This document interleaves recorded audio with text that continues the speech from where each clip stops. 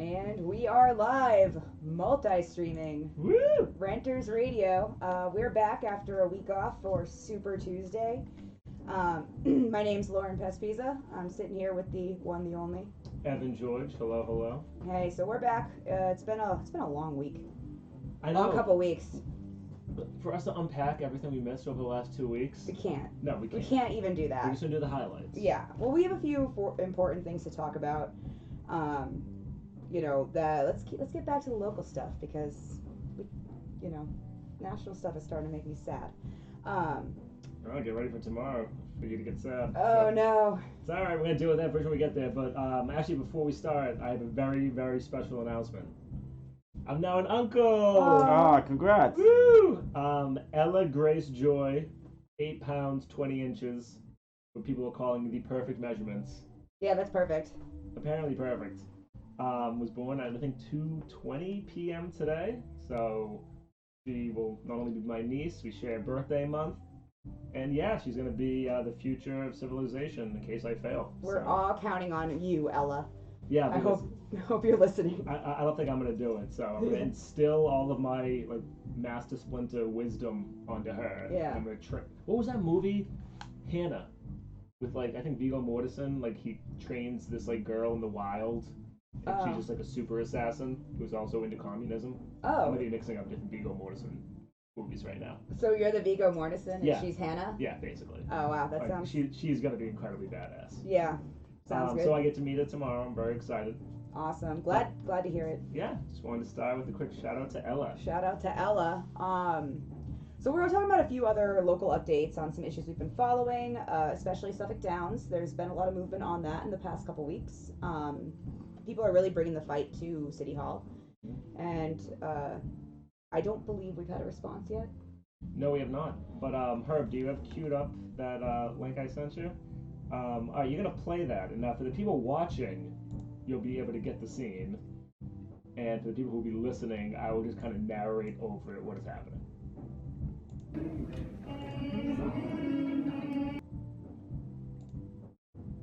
Is it still playing? Okay, because I lost the audio on my end. But okay, so what ended up happening was Bernie weighed in on the Suffolk Downs development, and this caused Marty to respond saying, "We've conducted hundreds of meetings with local constituents," which is complete BS.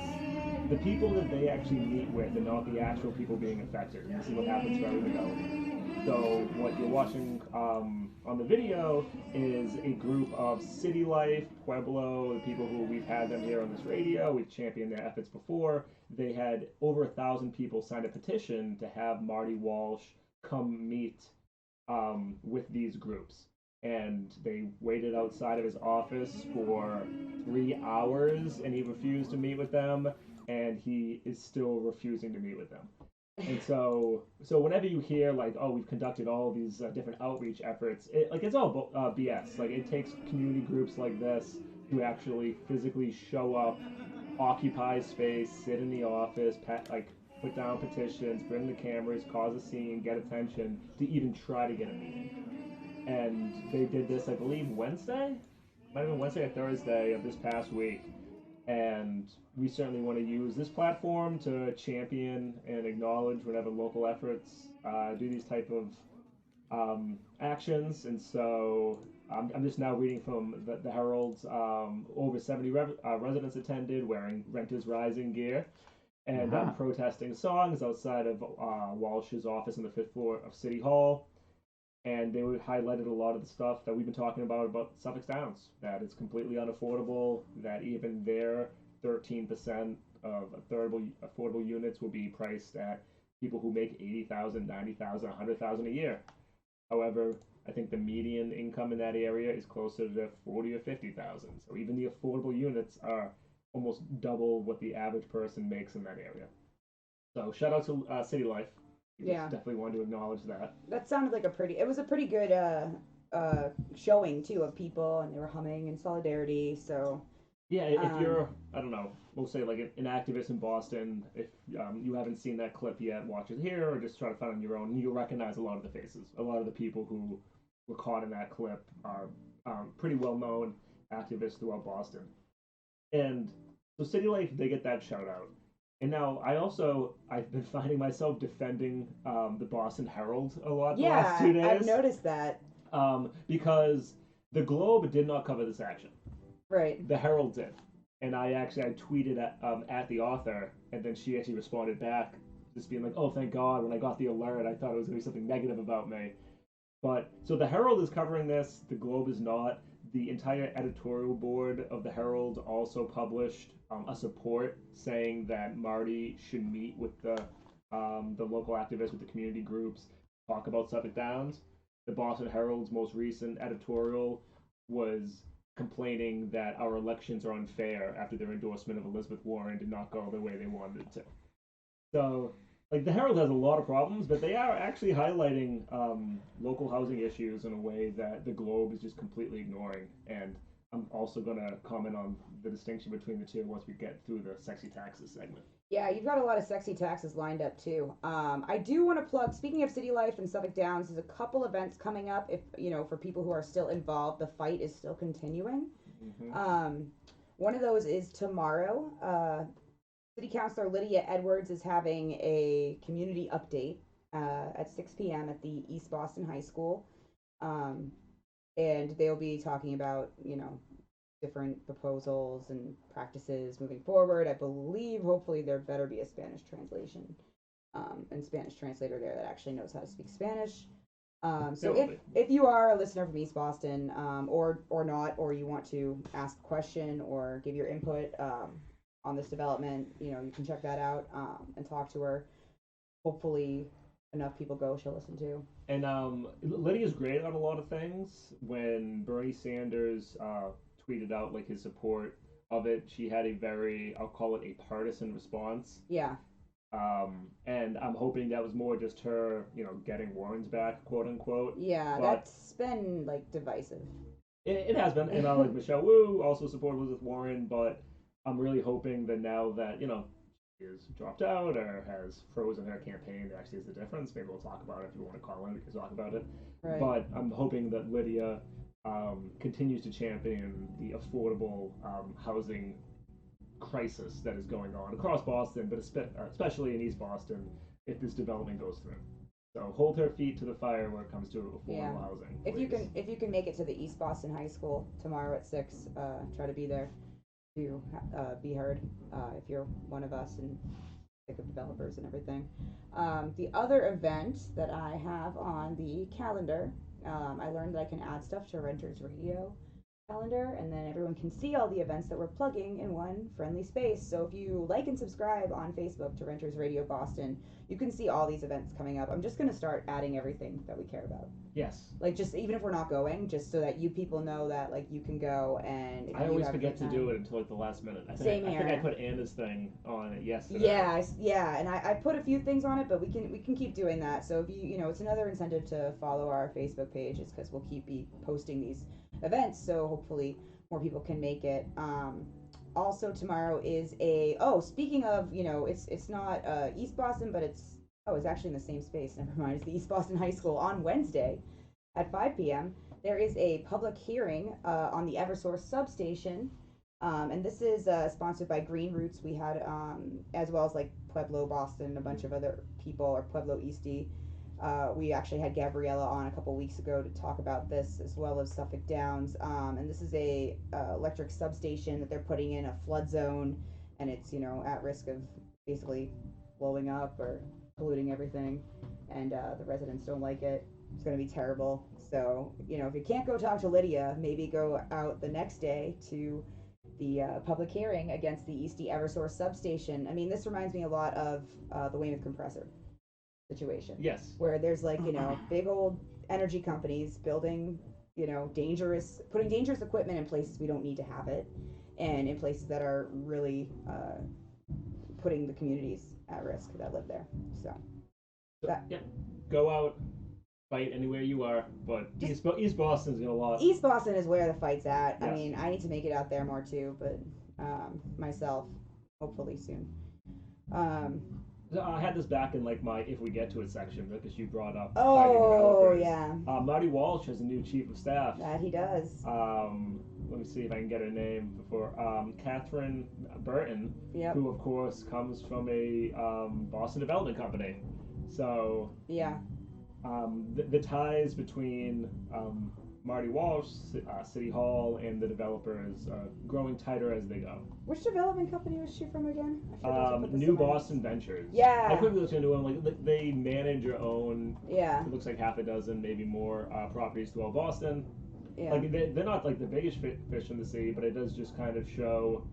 Like housing is going to be the those fight look in like Boston. some fancy condos Oh, they're they're building. bougie. Don't get me wrong. Yeah, we But- got the Lucas 136 Shaman. Yeah. I mean, you would think after the multiple scandals of the BPDA of open corruption and bribery, maybe you wouldn't make your chief of staff just somebody who just instantly just jumped from like working for a private developer. Like maybe start hiring some people for your staff that work a little bit in like the nonprofits or actually local activists and organizers.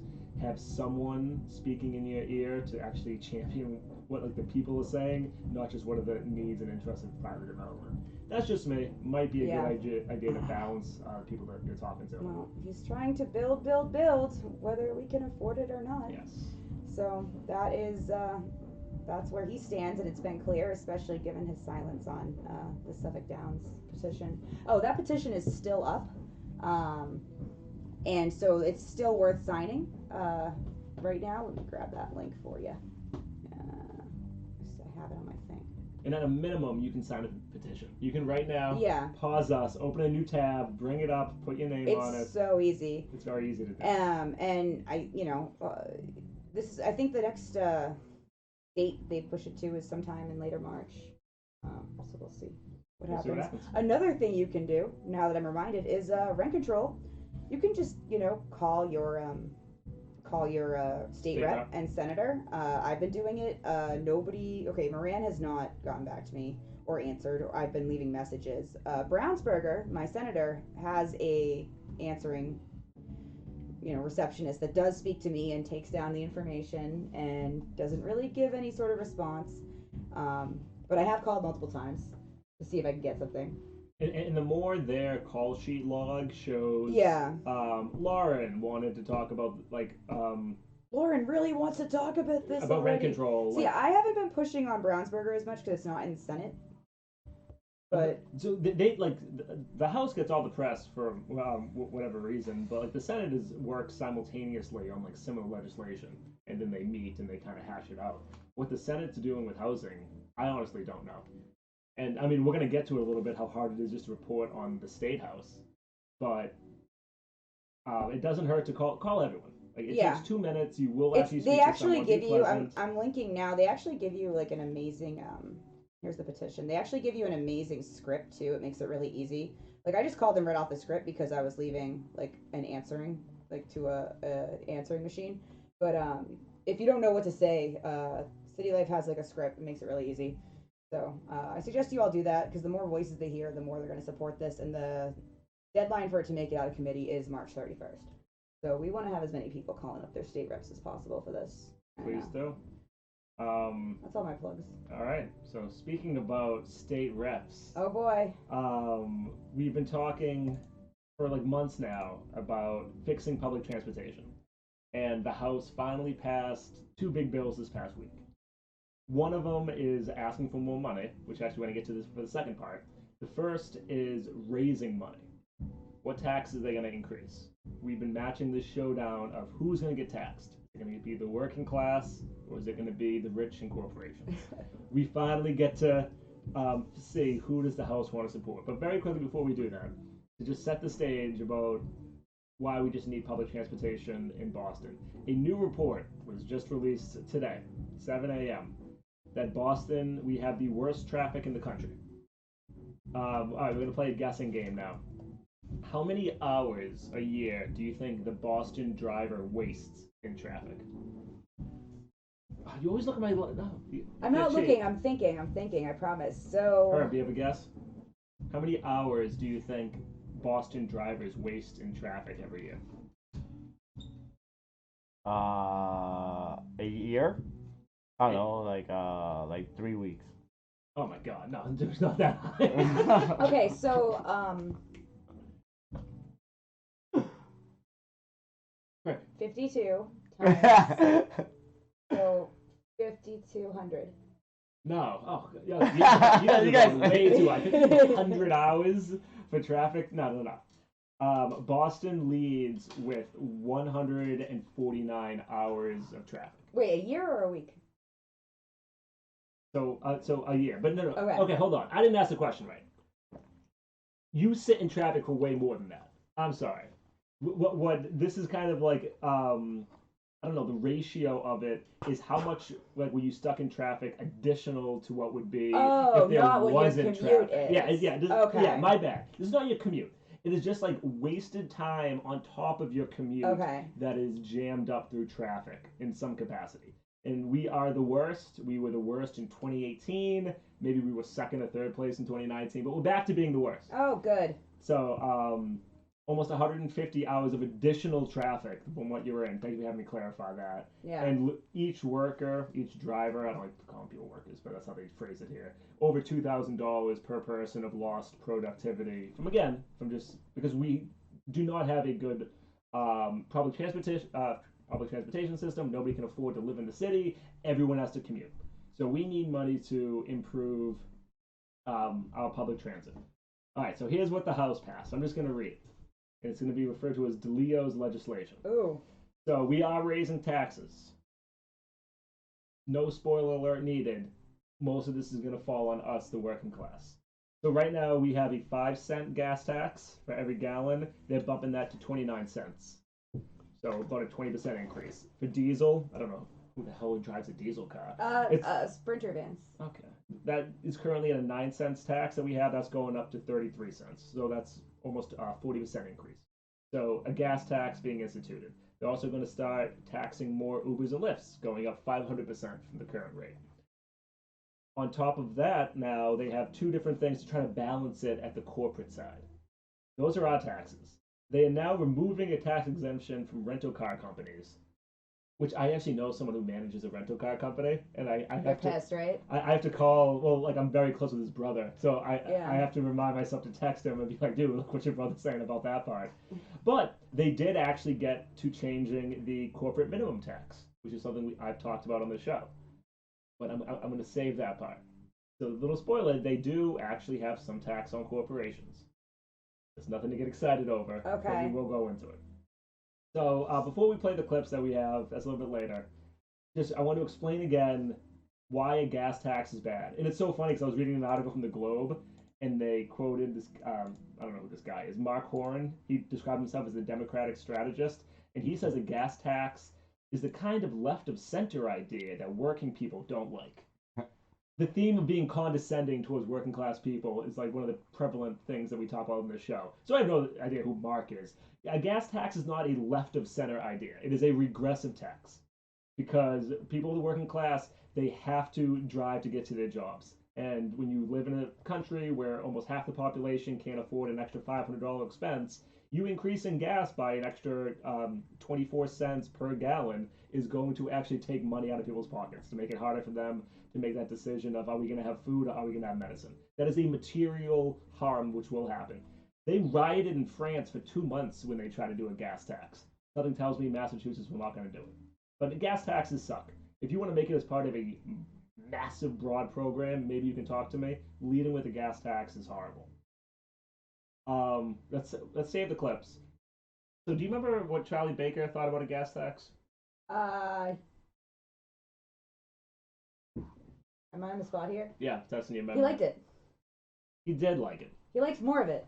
So he did like it, is the phrase. Yeah. So he was obsessed with this thing called TCI, and I was apparently the only one that talked about this. We have the cutting edge of sexy taxes here, folks. It was to try to get all the states in New England basically to simultaneously pass like a carbon cap, which essentially would have done the same thing. It essentially would have raised the price of gas to put more money into the system. It's not technically a tax, but it does the same thing. That is what Charlie Baker wanted to do because he wanted to hide it. So now he's threatening to veto this, even though it's materially the same exact thing.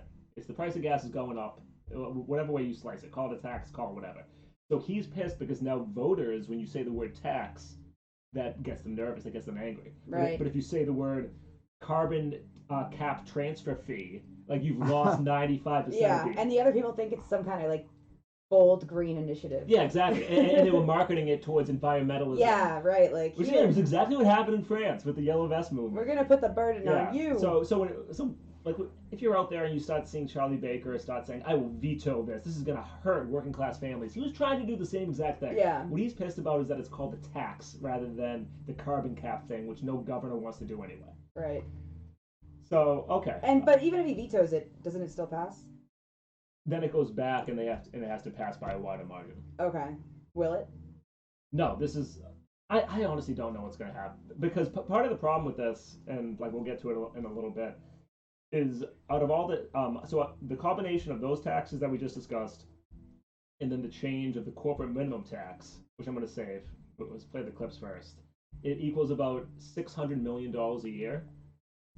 But then they passed a spending bill of $18 billion over 10 years, which is simple math is 1.8 billion per year. So you're raising 600 million, but you're saying you're going to spend 1.8 billion. Right. So it's not enough. Right. So like the math doesn't work yet. And right now the Senate's doing their own thing. So like we'll see what this looks like. But right now this is the House's idea. And I'm going to rip on what they did with the corporate minimum in a second. But we have two clips to kind of describe this process. So I don't know if I'll call them a competition. I listen to now a lot of Boston local news podcasts just to see what they cover. And so one that I've discovered, and I'm not ripping on them, this segment is really just because I wanted actual, like, some reporters who are in the room to talk about it. It's called State House Takeout. There is, I forget what it's called, but, like, they have a service. It's wicked expensive, actually. But they go to the State House and they record all the news. And then you have to pay, it's almost like $100 a month. That sounds like an amazing business opportunity. Or you can just follow Matt Miller on Twitter. Yeah, right. And this is what he does too. Yeah. But so I'm pretty sure that they work for this, and so they were in the State House while this was going. Okay. Herb, do you have clip number one?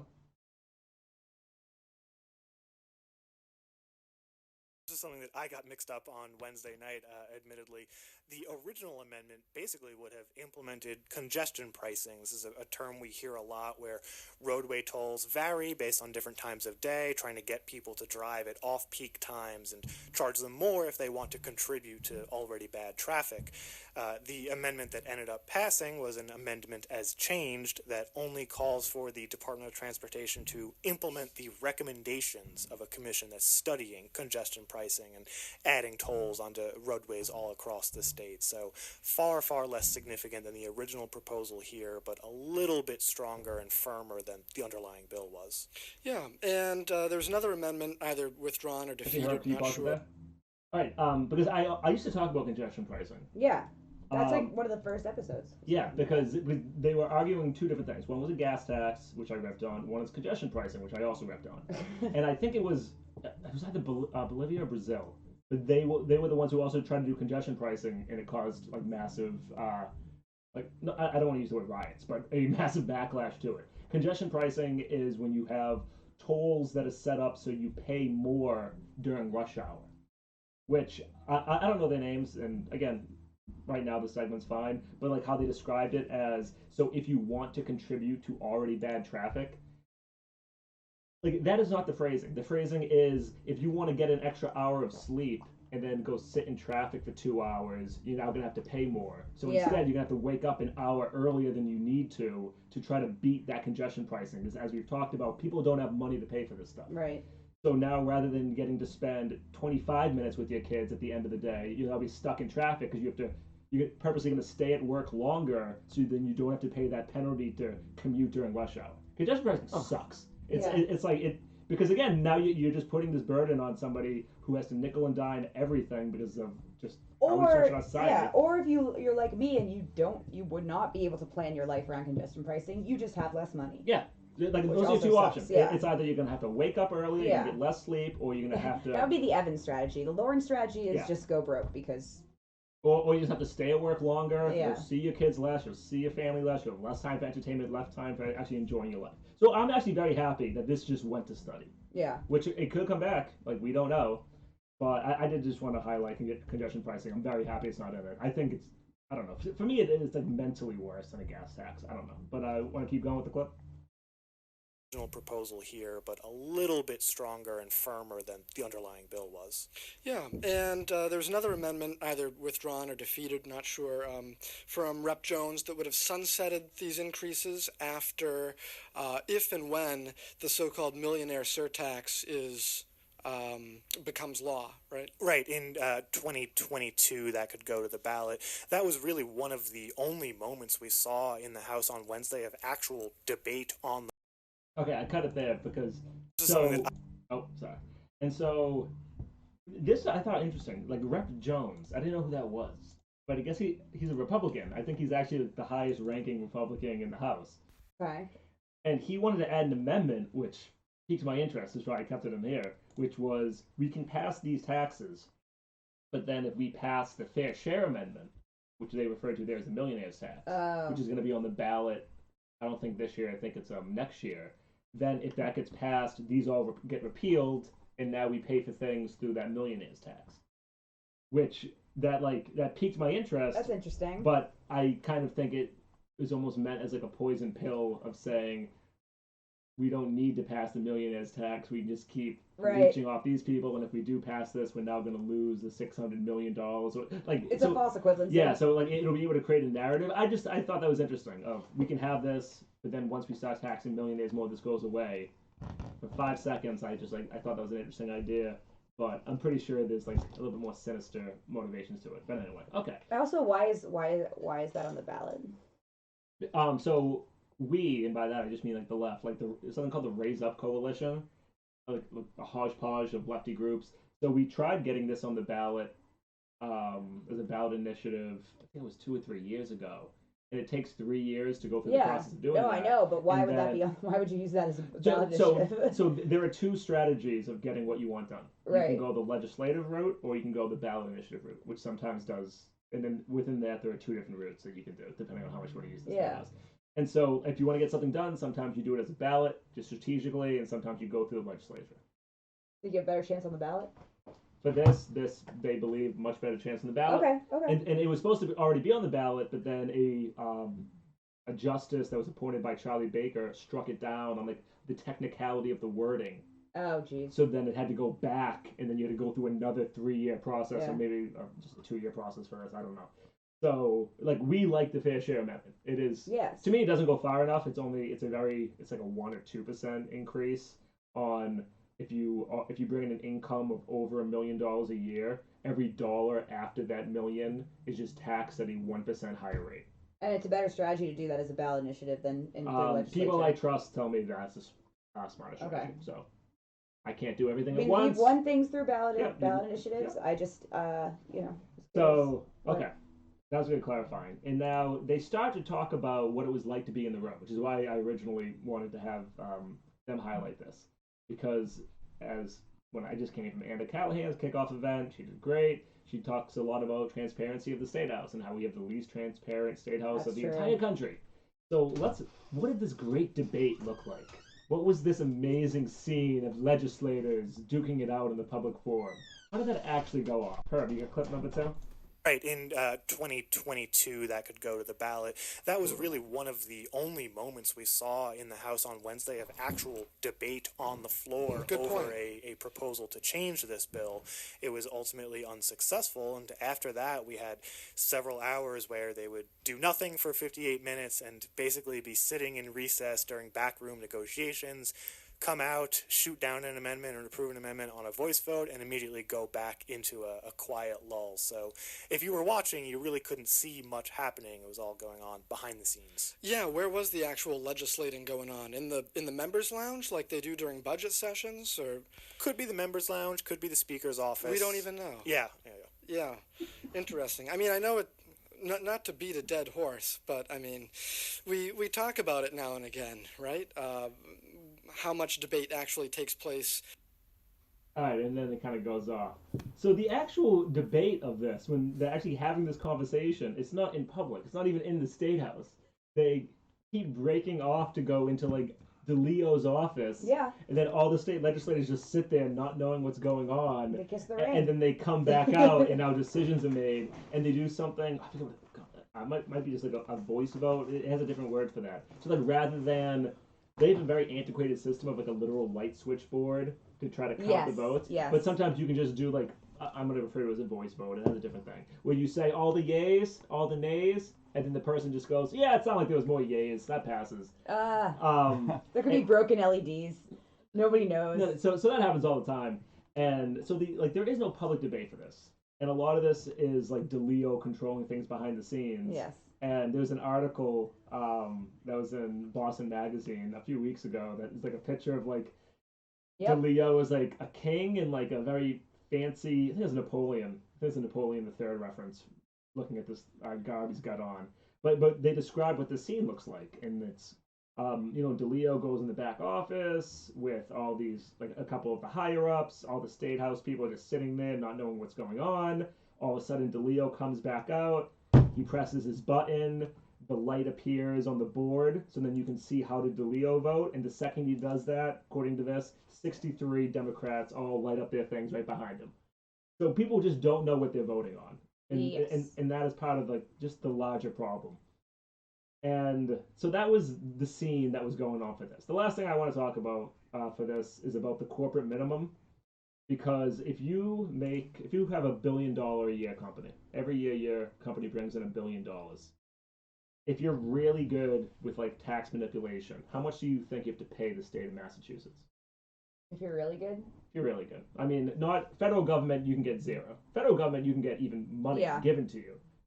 At the state, we had a minimum. We had a floor that said, if you make $1 billion, no matter what shenanigans you do on the side, you have to pay us this. What do you think it was? Well, 20%? Oh my God, you're going. That's what I have to pay. Rod, do you have a guess? Is your mic up? Oh, I didn't know I was allowed to be here yet. Surprise guess. You did not announce. $1 billion a year. If you had to put a floor that said no matter what for the state of Massachusetts, you make $1 billion a year, you got to give us this amount of money. How much do you think it used to be, or what still is? $11.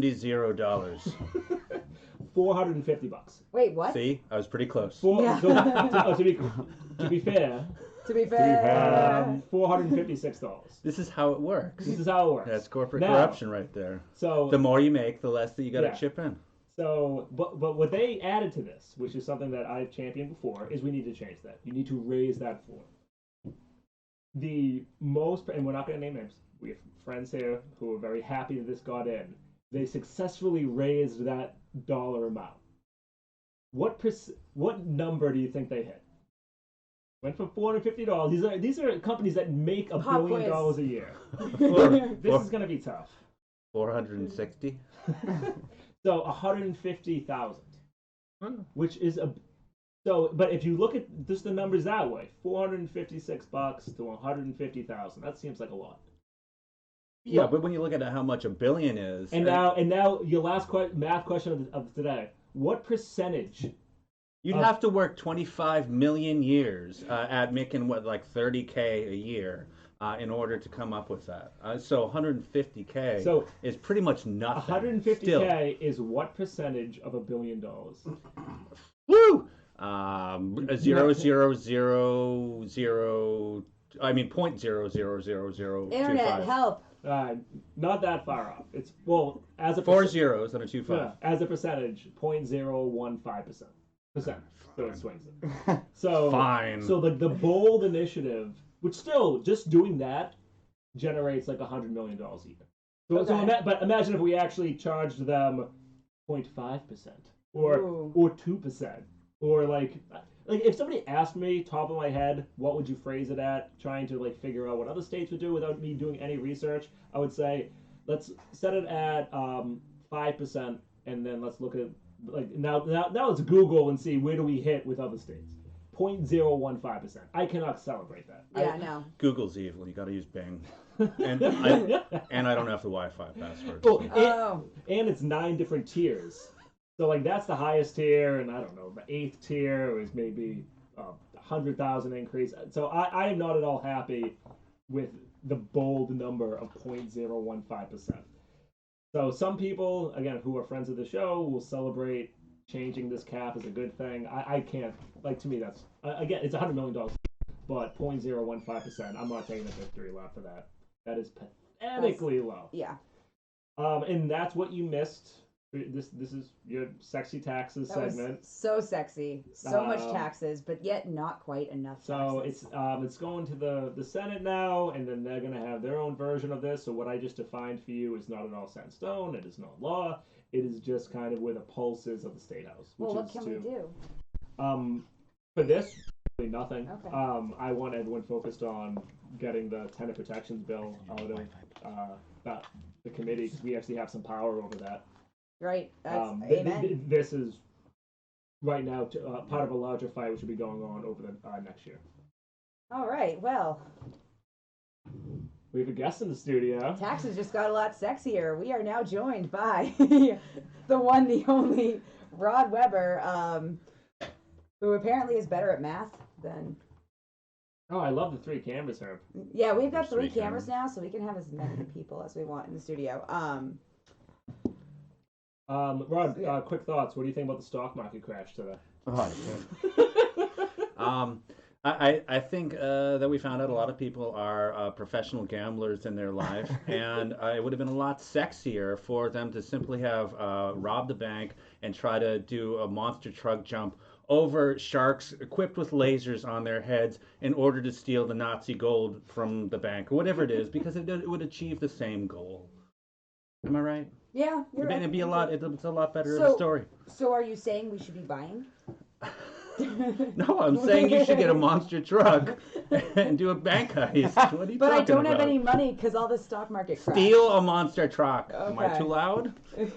Herb's gonna work on these levels. Freaked out. I have no idea what's going on. Rod was waiting patiently, and then Evan just I wanted to weigh in for the math, because I just want to do my sexy tax segment. I know. There's nothing sexy about it. Yeah, we're trying. Or is there? Those are pretty sexy taxes. You guys should strip during your sexy tax segment. It would get more viewers. You have a model Mayhem Pro. That is an old. Don't bring that up, Rod. Okay, so but I know that Evan has one too. Yeah. Really? Wait a second. Herb, I've seen your ball sack photos. Some good stuff. We've all seen Herb naked. Let's at least get that out of the way. Yeah, that's gonna be the Patreon content. Yeah. Like I'm charging for that. It's like free. I'm not opposed to it. I'm just saying. Never work for free. No, I don't know. I had my thing about the stock market, so I figured I'd pivot to you to see if you had thoughts. 7.8% down. Most of it was because OPEC. Wait, you wanted a serious response? No. I just wanted to throw you on the spot to see if you've been following it. I have been following it, and that's it. Yeah, so it was 1,800, then it went to 2,000, and who cares? Because life is too short to spend your time doing math. I wasn't accelerated. I finished in middle school. But who gives a... Can we swear? Who gives a fuck? Yeah, we're in the fun now. Let's limit it, because I do like to label this so I can have my podcast up as labeled clean. So sorry. Who gives an F? Okay. Because all these effing Fs, they're just a bunch of Fs. All right, I have stuff in my docket. We'll see if we'll get to it. But give us some updates about you and your life. Yeah, well, how have you been? How's your case? So the last hour... Which one? So the last hour viewers will know is you had to head back to Florida because there was a warrant for your arrest under the Jeffrey Epstein did not kill himself banana incident. Tell us what happened with that, and then tell us what's happening. So Officer Ryan Burgoon, who's apparently in charge, I should say detective, my bad. Detective Ryan Burgoon is not getting back to me. Surprise, surprise. I can't imagine that. But in case you hadn't followed along, I made a new piece of artwork at Art Basel, and I also did it at Epstein's Mansion itself. And when I had to go down for my second court case for the Miami one, I stopped in Palm Beach, basically to take photographs of the evidence which has been destroyed. And Detective, you know what? Those labels don't even matter. Yeah. This Burgoon guy, which rhymes with lagoon. He's like the beer lagoon. He doesn't want to give me any information on this because basically they're just trying to kick me in the ding dong. Is that a safe word? Can I use that? You can use that. Yeah, okay. So there's now another warrant for you because you rode on his mansion. Yes. In hairspray. In hairspray. In hairspray. In manic panic. Yeah, it's non-permanent. It's an old prankster's trick. Yeah. By admitting that they painted over it, they've destroyed evidence, and there's no way to be able to tell if it was just washed off in the rain or what happened to it. But what's frustrating is that they did not give you a summons. They did not pass go. They went straight to warrant. Mm-hmm. Yeah, warrant for my arrest. Yeah. So They just sent me an email. Hey, by the way, there's a warrant out for your arrest. I mean, that's the modern age we're living in. Why? Now, was that only because you had a communication already going with this officer? Well, yeah, I'll grant you that. But even still, this is in dealing with the court system in my Trump case. There's back and forth within the email system. But heaven forbid, for instance, the judge gave a new order on Friday in my Trump case, basically denying my motion for reconsideration because they denied a number of counts on the basis that they didn't want to review my video evidence. And so what's crazy about that is that I submitted via hyperlinks, and they submit hyperlinks themselves all the time. In fact, they're using hyperlinks against me to prove whatever their point is against me, but heaven forbid that I should want to do it. The order that Judge Landry gave on Friday was go F yourself. No, we didn't look at that. She literally says this. Yeah, we were supposed to look at it. We didn't look at it. But we did. But it's within our right not to look at it because your appendices were 32 pages long. So their logic was because you gave an S-ton of evidence, go F yourself. And what are the next steps? Well, we're pre-trial conference. Okay. So, which means that I meet with Trump's lawyers in regard to the counts that did go forward, which was assault, battery, false imprisonment, and the civil rights counts, which was operating under color of law. I mean, I don't know how familiar your audience is with Latin or legalese, but there's a whole respondeat superior thing, which means to respond to the superior, which means that under the alter ego doctrine, it creates an umbrella in various cases that preceded that. Like, I mean, you're shaking your head, it's like, yeah, no, I have no idea what you're talking about. Yeah. Alter ego is, say, I don't know, what's a rapper? All right, can you say it in English though? That's what I'm trying to use rapper stuff Okay. to use a metaphor for it. Who's like Ice-T? I don't know what his real name is. Okay. That's an alter ego. Right. Yeah. That So phrases. in legalese, this applies to entities, which are basically companies. So Yes. the judges in multiple cases ruled that Donald Trump, the man, the company, and the campaign are one and the same under what is called alter ego doctrine. He's just like, yeah, it's a campaign. We all know it's Donald Trump. Yeah, it's Trump Tower. Yeah, but we all know it's Donald Trump. Right. Whereas Donald Trump is he's setting up all these LLCs and INCs, and in fact, so in the Mueller report, he totally screwed it up in legal terms a number of times because there's Trump Inc. and then there's like the Trump company, like INC. There's all these different variations which they didn't pay attention to over 400 pages. Who wrote those documents? In my case, from the Mueller report. I mean, Mueller lied about weapons of mass destruction, so we can't expect him to have like any kind of a sense of fairness. For my own narrative thread. Am I going way too off here? No, yeah. Okay, we're gonna bring it back to my case. So, you got cleared from the banana. Yeah. You have yeah. You have a warrant for writing on the mansion. Yeah. Who is actually suing? Is it like the state of Florida because you committed vandalism? Is it the estate of Jeffrey Epstein? The estate and the house manager was the one that filed an affidavit, it was an affidavit with the Palm Beach police. Okay. But as you were saying, since basically the act of vandalism is gone because you used gas spray, right? Then all the most likely scenario is like this will get dropped. I would think so, but they're basically telling me to come turn myself in. Yeah. And I literally just made two additional trips to Florida since my trip in December. They're just trying to throw me under the bus and make me go to Florida again so that I have a warrant hanging over my head. Can you get like a coronavirus exemption? I hadn't thought of that. You know what I mean? Like, isn't like one of these states is going to be you can do? Yeah, it's like a state of emergency. Well, I mean, at a certain point, they'll close the courts. Yeah. So then, it might buy you some time. I don't know about that. I mean, and I'm pretty like right now, like what you have to file a motion for continuance, and I have that in my New Hampshire case, which is the one with Elizabeth Warren, where basically they'd gone after me because I was asking her the question about not taking selfies with Vermin Supreme. Right. So I knocked on her van window, knock, knock, knock, and she bolts off, and I followed her for a little bit, but she's a public figure. That's okay. That's well within the parameters of what documentarians or journalists do. She called the cops. Yeah, exactly. Called the cops. Then all of a sudden, they're threatening to throw the clinker cuffs on my feet. And so I got a court case. And in fact, the court case was on the 26th, which was the day before the 27th, where I had to be in Florida. So you have to, when you make a motion for continuance, you have to show good cause for why you have to do that. And if I hadn't done this 1,000 times, I'd probably be spending $1,000 on a lawyer just to say that. Right. So how many open cases do you have right now? I guess 3 at this stage. Okay. Well, depending on how you define it. I don't know if you want to. I don't want to get into all the other ones that are. Yeah, there's more than that, I guess. Okay. Because at this point we know about what I'll just call the Epstein one. We know about the Warren one. Is there like Epstein one's closed. Epstein and one's there's been the Trump dismissed. one. Well, so Straight Pride's been dismissed too. Correct. Okay, so we got that out of the way. Yep. There's the one and the one about Trump. You're suing him. Correct. So that's that's a reverse case.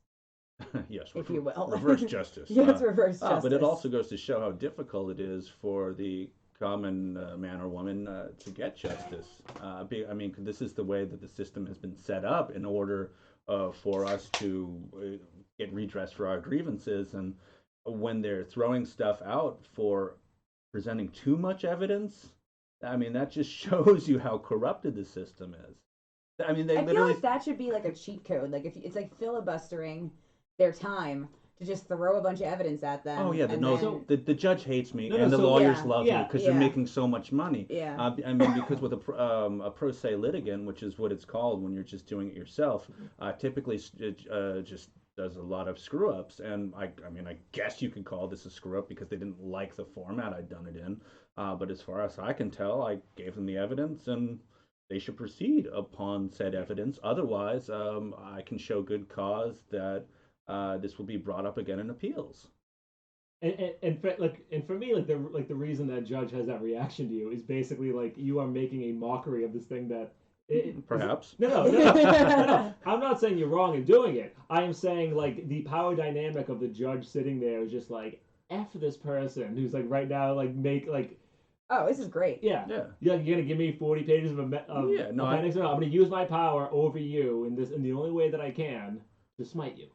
Oh yeah, absolutely. I mean, I start off the lawsuit by saying something to the effect of on October 12th of 2015. Rod Weber, who was known as Flower Man on the campaign trail, was assaulted. I mean, that's all you got to know right there. And then I mean, initially I was kind of all in on talking about Benjamin Franklin and his alter egos like Silence Dogood and Poor Richard. Which is one of the things whenever that comes up. Tricky Dick. That is not a Benjamin Franklin one, but Poor Richard. That is the Almanac. Isn't that what he wrote that under? Yes. Yeah. So it's Poor Richard, and the other one was Silence Dogood. He pretended to be an old woman at his brother's newspaper when he was a teenager. He was Silence Dogood. And so, I mean, it's one of those things that I often, bring up when necessary with the constabulary when they're getting in my face about, oh, you're not a journalist. Which was the whole thing at the Elizabeth Warren thing in South Carolina that I just posted. If I had known that she was going to drop out, I would have posted that one a little bit earlier. But I could have told you that. No, I mean, sure, she was going to drop out, but. I think that is one of the things that I've gotten wrong. I mean, the overall thing, as far as I'm concerned, is that they've been planning to screw Bernie from the get-go. I did not foresee that Elizabeth and Pete and the others would have gotten out at this stage, but it certainly makes a whole lot of sense. Obama came, gave him a tap on the shoulder, got the F out, and moving along, In my fantasy, what Obama offered Pete isn't like a cabinet position. It's not help in the future with the career. It's like Pete gets to appear on Obama's Netflix show. like that's like what the deal is like you get to be in episode 3. It was like a movie deal. Right. Yeah, no, I mean, Hillary's doing the Hulu thing. Obama which I watched yesterday. The first episode. Do you have a report back? I fell asleep towards the end, but it definitely played up her strengths. It was very pro Hillary. Do we have the call lines open in case somebody? Yeah, let's open the phone lines. I need to take a break because. But can we do the thing where we put the logo on the screen but keep this going? Yeah. Okay. Give that a try. All right. I'll be quick. So you're taking a break? Taking a break. Take a break. But we're not cutting the feed. Okay. So like, I could read poetry in the meantime. you could read poetry in the meantime if you'd like. You guys, seem to be getting along quite well. Maybe you can just take over the show and I never come back. Dun, dun, dun. Is the audio still on? Yeah, for now. That would be cut the audio. Everyone's That's still. all right, We'll be back.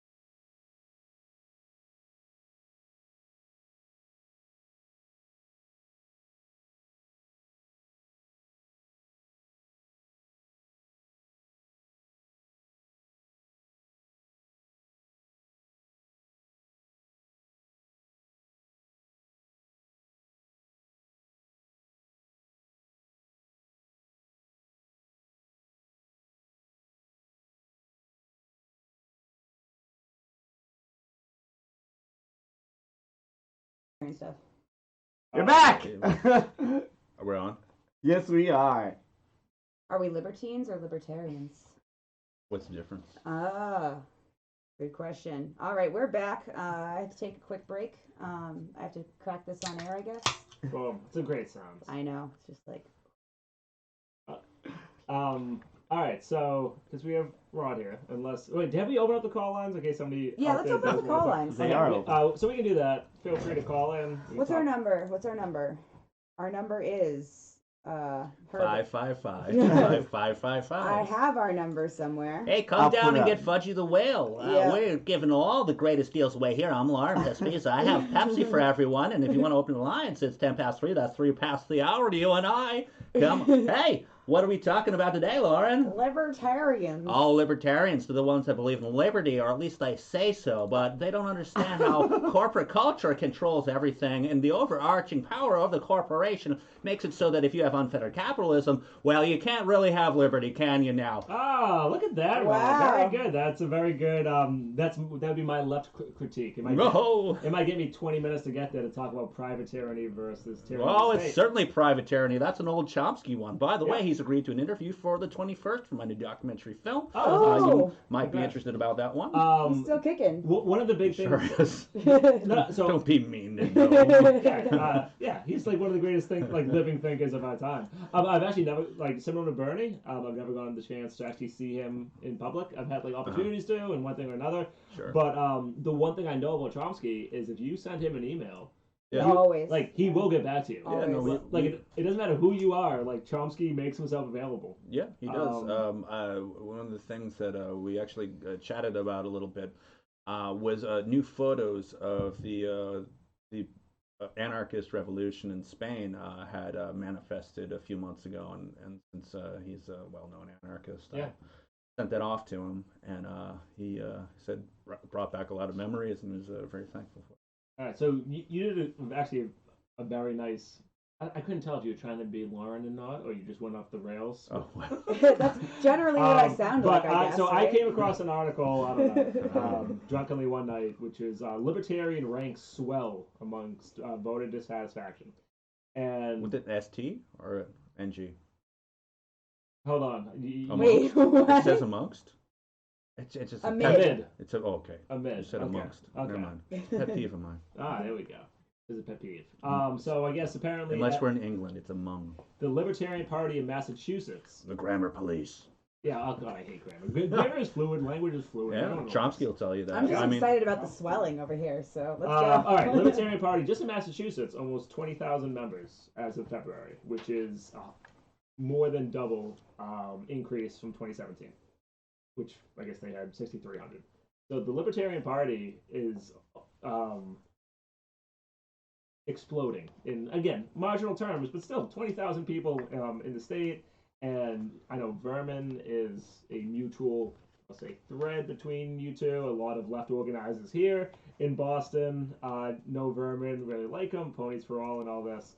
So I want to ask Rod's take on the Libertarian Party. Have you, or are you still a member of the Libertarian Party? I was never a member of the Libertarian Party. A Libertarian Party. I do have a lot of Vermin Supreme stickers. I'll leave a couple here. Awesome. So then, for can people you, to come around. before I kind of ask you, and maybe we'll get there throughout the point, how did you meet Vermin? What is your connection to Vermin? And Oh, boy. And then, that's part A. Part B, how is Vermin's campaign going for the presidential nomination of the Libertarian Party? Well, it depends on who you ask. I guess I officially met Vermin for the first time just online, which I think is kind of how everyone meets him. And I obviously knew of his political exploits and the way that we actively began seeing each other face to face, eye to eye, butt to butt, whatever it may be, and whichever photo was that I was working on a documentary film with Tiny the Terrible, whose actual name is Doug Tunstall. He had ran for mayor of Pawtucket, Rhode Island in 2006, and I had been documenting his exploits as a side thread. I'd been doing a narrative film called Monkfish, which was a caper comedy thing. You can see the trailer up on my YouTubes. But Tiny started running for mayor of Pawtucket, Rhode Island, and I made a film about that called A Man Among Giants. He fancies himself to be a Republican despite being on welfare, swinging both ways, and all kinds of cognitive dissonance going on. That said, in 2012, Tiny, well, first of all, he was committed to a prison mental hospital a couple times after that against his will, which, as much as he's certainly a paranoid schizophrenic, I still don't believe that one should be committed against his will in such a way. When he was removed, he was then he was arrested in a case of mistaken identity, this guy Greg, whose mother, who is also a little person, had adopted as a foster child. Greg is also, they're all little people. Yes, this is all little people. Okay. This is answering the question about Vermin. Okay, because I was saying, at the end of the story, is this person changed their name to Vermin Supreme? No. Okay. So I'm trying to get to it, but anyhow, it was a new film with Tiny about this new lockup. It was the mini Mr. T robberies. Greg had started to do his hair as Mr. T and dressed with the gold chains and started doing home invasions. And so when the police got descriptions of this, they just assumed it was Tiny, locked him up, at which point his mom called me, and I went and got stealth photos of him, which I brought to the public defender, which then got him out. I brought it to him on a Friday, and they got him out on a Monday. They had to hire a private detective to pretend that the work which was done was his work, because technically what I was doing, I guess, was stalking. Anyhow, so Vermin was that private detective. I'm waiting to see how he enters the story. Tiny had been doing stop motion animation to make a story about his story, where he was going to the Comic Cons and getting a lot of celebrities to do the voices, and we had involved Vermin as sort of a meme expert, if you will. Oh, he is a meme expert. And his online game is awesome. Yeah. So that was it. He was the memeologist in the Tiny film. I met him at RaffleCon. And wait, what year was that again? So it was 2012 when Yeah. Tiny got in trouble, and I think at the time, I mean, I've been back and forth with Vermin about it, but I think the time we actually filmed it was 2013. Okay. That's about when I met Vermin too. So, all right, Lauren, how did you meet Vermin? RaffleCon. He probably doesn't remember me, but it meant a lot to me. Hi, Vermin. I have no idea what RaffleCon is. It was a meme convention at MIT back in 2013. Yeah, I met Antoine Dodson. Nice. Like the hydrogen. We had a really in-depth conversation. What in the butt guy? No. Oh, he wasn't there. I would have loved to meet him though. No, Antoine Dodson was the hide your kids, hide your wife. Oh yeah. Yeah. You can run and tell that. Yeah, you can run and tell that because they out here raping everybody. No. I remember So it was a convention at MIT that used to happen yearly, where Tron guy was there. Like these people would come and give talks, and I was there with the Pirate Party, and some people were speaking on hacktivism that I was friends with. So I went. Moot was there from 4chan. All these sort of crazy characters. Good. Yeah, I know. He hates me. Really? And he's so pretty. And they would just have conventions at MIT for all the internet people. Yeah, basically. And so I first met Vermin there. I think I can pull up a picture from Facebook if I look hard enough. I was wearing a bunch of free Bradley Manning stuff because I was kind of there as more an activist. But don't get name. I know, right? I know, but it was literally the At pin that time, said I that. know. This is a relic. This is OG. Jail support situation. But Antoine Dodson, I actually got an extremely in-depth personal conversation with. Because I bought him a cigarette. Because I was like, so how's your sister? Hide the kids, hide your wife. Yeah, because I was like, so how's your sister doing? And he's like, no one ever asked me that. I'm like, dude, that sounds like a really traumatic experience. Somebody broke into her house and assaulted her, and everyone made it into a joke. He's like, I know, right? But he ended up getting a reality show, and she's doing really well because they made a bunch of money back then. So it all seemed to work out. But he was we had this very he was talking about different dramatic things that we had a nice conversation. Me and Vermin, we had a nice picture I can dig up, but And then Herb, have you ever met Vermin? Do you have a Vermin story? Yeah, Herb's met Vermin. Yeah, I think it was at the Out of the Blue gallery or some event once or something. I can't remember too well. Some kind of art show. Yeah, I know you got party. pictures with them. Yeah. All of Herb's stories end like that. Some art show. I don't know. I can't remember. The other time, last time I saw Vermin was Straight Pride. So that was actually my first time seeing him after learning his name for the first time, the day before. Oh. So I'm very out of it where it comes to this conversation. Oh yeah, he's been around. And a lot of if you know what I mean. Yeah. And a lot of left activists in Boston, for whatever reason, his name is now entered my zeitgeist, and people are just like, "Oh, I love Vermin. Oh, you see what Vermin did? So he's everywhere." Yeah. Actually, so before you get back to that original question, which is part B, how is he doing in the libertarian presidential primaries or whatever the hell they call it? You've never been a member of the Libertarian Party. No.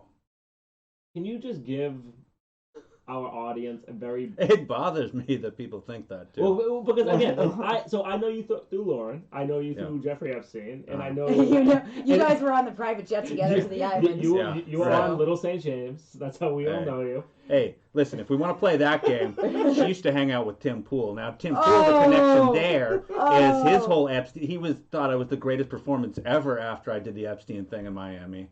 Well, I mean, which is kind of weird. Kind of the greatest performance ever. I don't know about that, but it was a pretty great. All right, getting back to it. So you've never been a member, but I'm sure Tim Pool. So yeah, Tim Pool's the guy who made 4chan, right? No. That was moot. That was moot. But no. Tim Pool is. He used to kind of be on our side, like live streaming back in Occupy, and he kind of like went weird alt right. Yeah, a lot of you internet people did. It's unfortunate. I don't know how all this happened. But he's an acceleration. Yeah, he's an acceleration. So I've heard. Okay.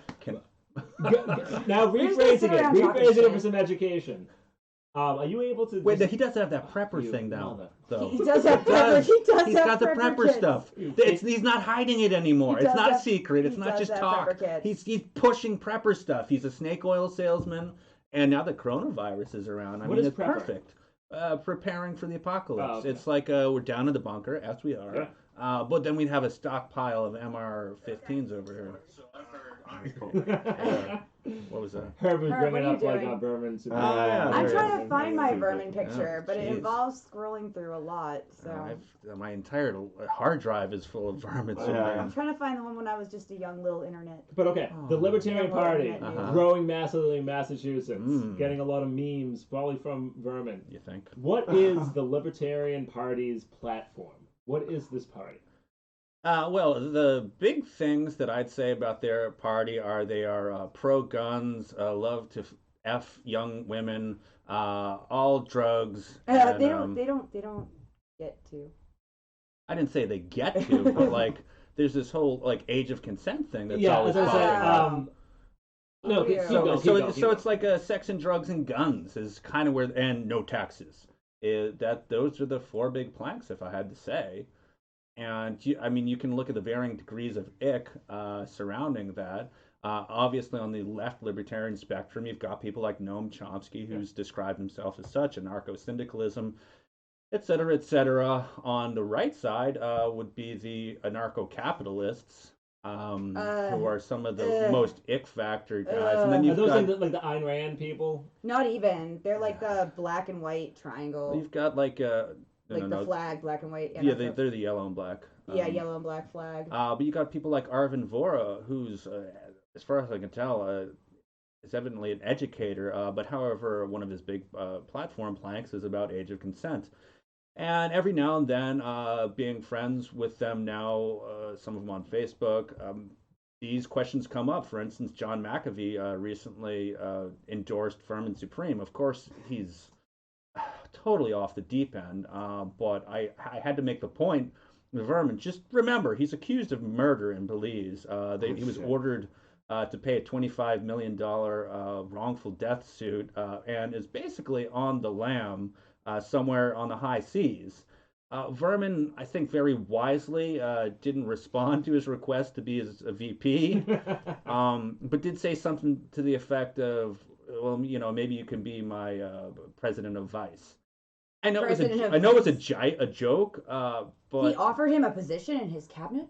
It was a joke position. I mean, that's the whole thing. That's with the Libertarian Party. It's all a joke, and I've made this point. But aren't there actually people who are part of the Libertarian Party that take it serious? Like the same people like I interact with at like Democratic state committee caucuses that they think this is like the world and right. Yes. And the thing is that there are so many people that are behind Vermin, feeling as though this is a real candidacy and he's really going to take it all the way. That Vermin will say to me, it's beyond my control. I'm just an idea now. The boot it's this antenna or lightning rod for this kind of weird thought pattern, and it attracts these people.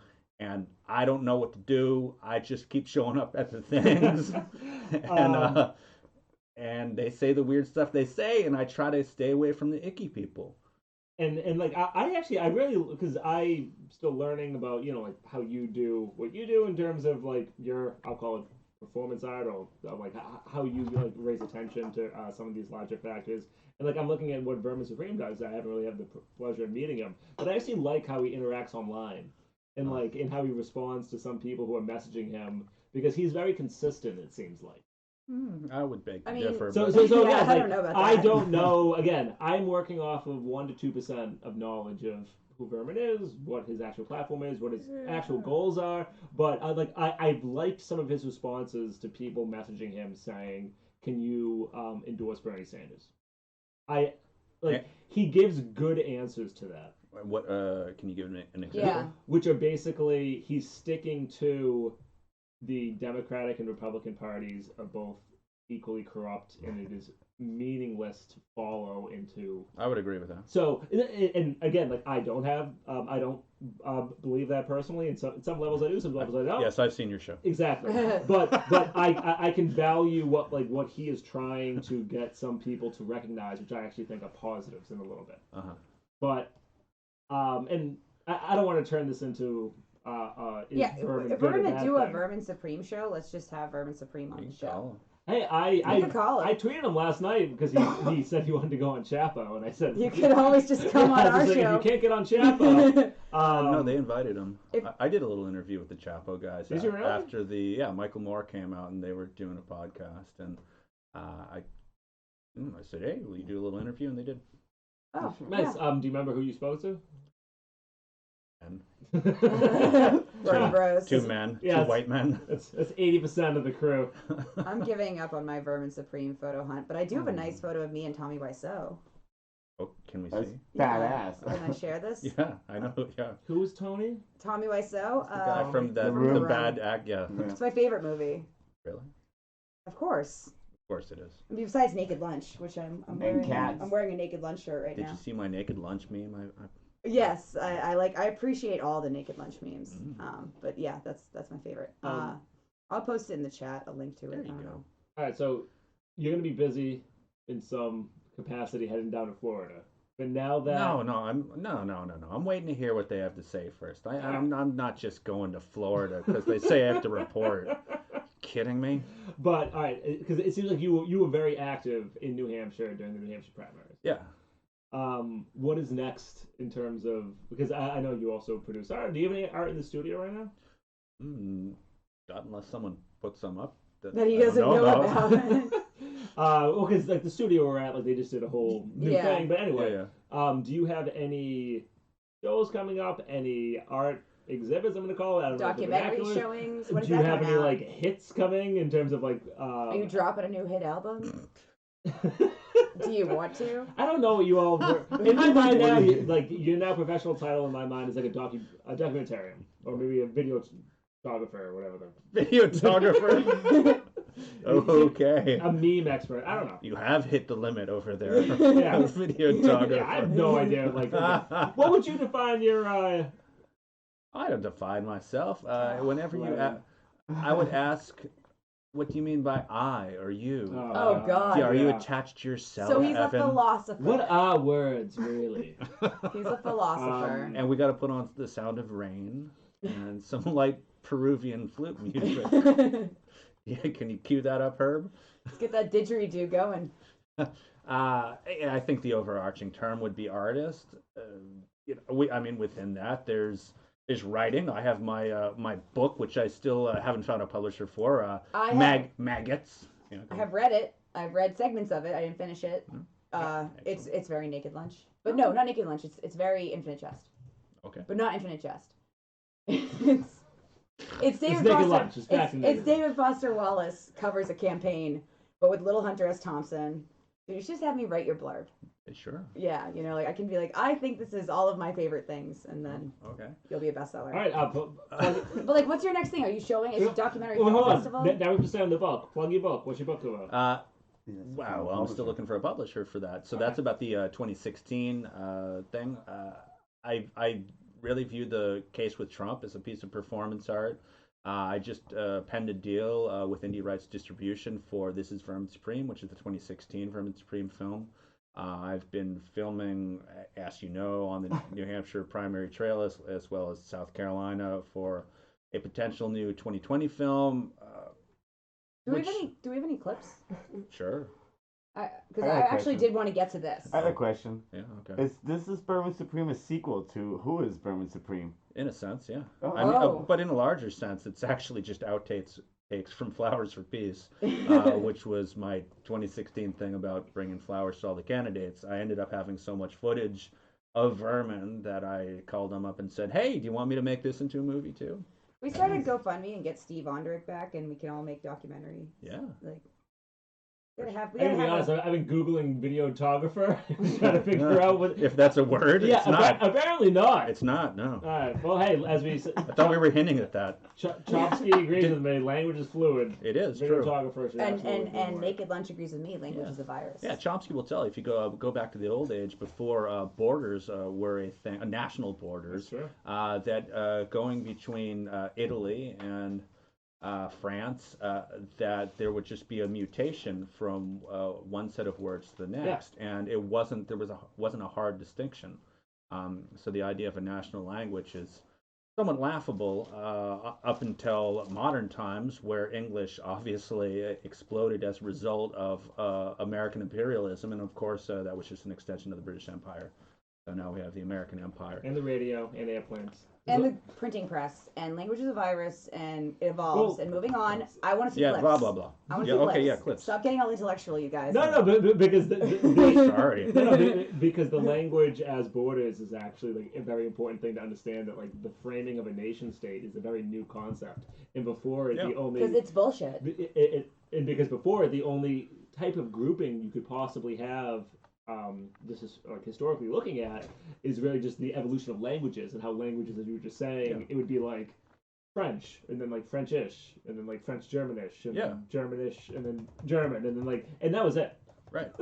So I actually read a book on this in prison by a man named Noam Chomsky, all about the development of language and like transformational analysis of language. So I could go into that in an entire episode. We could do that. You should. If we wanted to stay here all night. I have had too many beers. No way. To get into that. You haven't had enough. And about computational analysis of language and what makes it up and whether to tell if something's a real language or not. That was very fascinating to me, and it was enjoyable prison reading. Anyway. Well, what is? How do you determine? I don't know.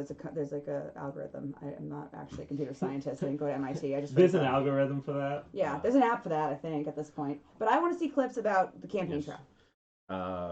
Can you go on my Twitter feed, Herb? Yeah. Can we play Twitter clips? Yeah. I assume Herb is in charge, right? Yeah, Herb is in charge. Because there's some really great videos. I know you told me to pick a bunch before I came, but it always, you didn't. It always feels weird. I didn't even. What would I do? Just have a bunch of clips, then mail them to Herb? Or send them to me or Herb. Yeah. That's basically what we do. No, it's not as chaotic. Okay, well, you know what? We'll test it in production. So just go to Twitter, Rod Weber, RODWEBBER. That first one is obviously the big hit, and then you can just click the media thing, and there's tons of clips there. But all right, as Herb is bringing that finding up, it. I asked you, and I don't know if you know the numbers, but so how did Vermin do in Massachusetts for the Libertarian Party? Don't know if they had Massachusetts yet. Yeah, no, he was in Massachusetts. Yeah. He was on the ballot. Herb voted for him. Yeah. Oh, really? Yeah. If you were that was the Democratic primary. the Libertarian primary. So, but during the same time, you could also have chosen a Libertarian ballot. Let's see, like I bailed on all that because they were just roping me into too many things, and although left libertarianism, anarcho-syndicalism is something that I could get down with, the party itself it's full of too many icky people. You should have seen the names on that ballot. You had that guy I was actually pissed. There's a guy whose middle name is taxation is theft. Yeah, Dan Berman. Yeah, I was like, how the hell did Rod Epstein didn't kill himself Weber not get on the ballot? Because you have to file with the FEC. Oh. Which clip did you want me to show? I don't know. Just pick some stuff. Oh, I want to see Joe Biden wrote the Patriot Act. Can I quickly just say, as I was trying to Google the results, I typed in Vermin Supreme Massachusetts for the Google selections versus people also ask, where is Vermin Supreme now? Is Vermin Supreme still alive? Is Vermin Supreme a libertarian? And what is Vermin Supreme's real name? Those are the top 4. Well, I'm gonna click. Is he still alive? Yes. Pretty sure he is. Yeah. Yep. He's killing it right now. Yeah. So that would be it's the first clip. If you want the one, Lawrence. Very first one. I like Joe Biden with the It's the Patriot pinned. Act. Oh, gotcha. It's my pinned tweet. It felt good. Here it goes. Hold on. Sorry. You want to set this up? What is this clip? So it's New Hampshire primaries. Joe Biden has many times said that, or he's taken credit for writing the Patriot Act, which by and large he did write the majority of that. He also had a lot to do with the 1996 crime bill. He's a big plagiarist. I don't know. It's just one of those things. Like we hop in the car. Dave's driving up, and I got my guitar and kind of noodle around with He a stole like the personal story of some British politician. Oh yeah, it's JFK. Like, it's like my father was in the coal mine, and it's like literally just reading like the script of someone else's life. It was the weirdest thing I've ever seen American politicians do. But all right, here we go. Joe Biden wrote the Patriot Act. Now we're all screwed. There's nothing to do. Joe Biden works with segregationists. Now we're all screwed. There's nothing to do. We're all screwed. Joe Biden is bringing us down the big hill. We're all going down. Joe Biden, who wrote the Patriot Act. Now we're all screwed. The country is screwed. Country is screwed. Joe Biden wrote the Patriot Act. Now we're all screwed. Goodbye, Joe. We love you. We love you all. And I hope you continue screwing America, because America loves being screwed by you. I love the horn. I don't know why I've never seen that full clip. I've seen like that quick intro. Yeah.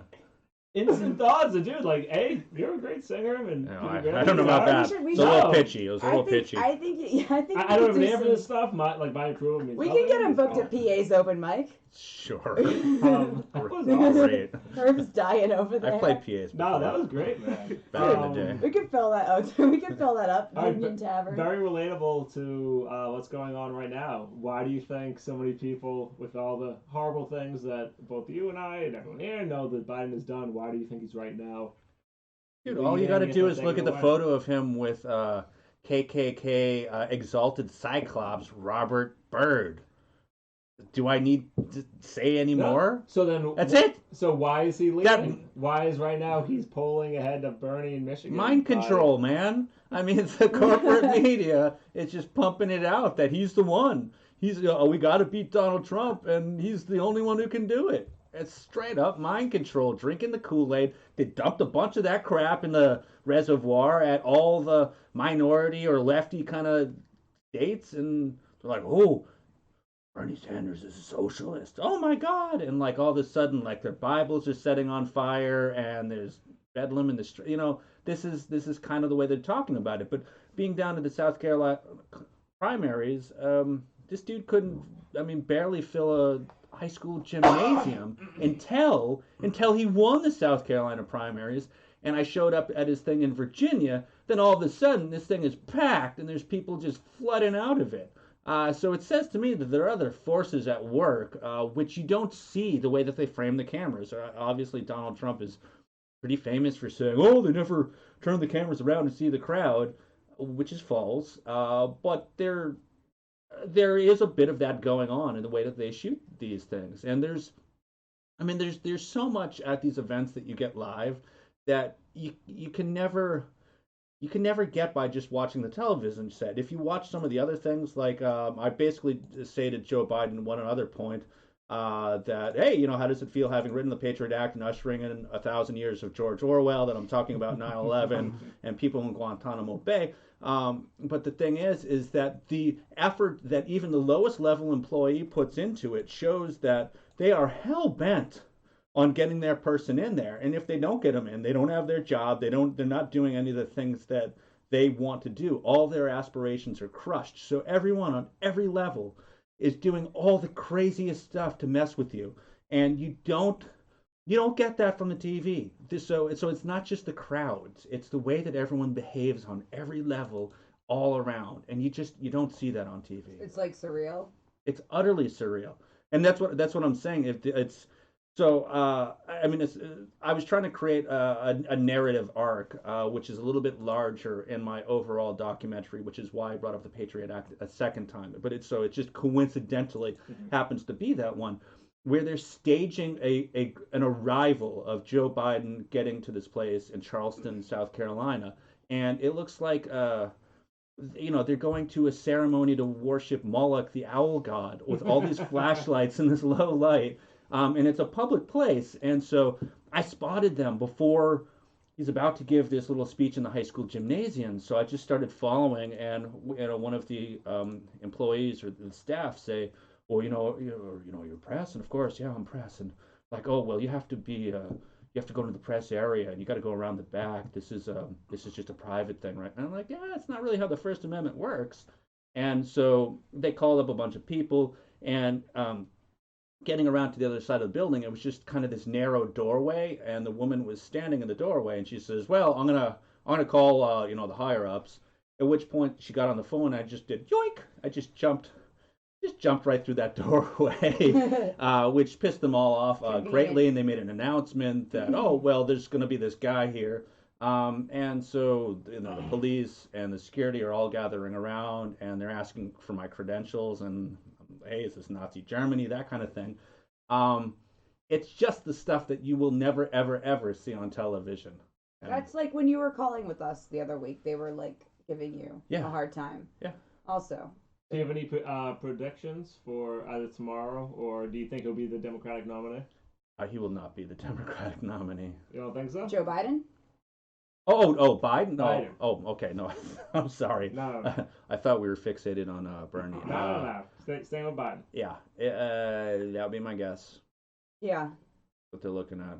I mean, unless he just has so many medical problems, which is another thing that I saw.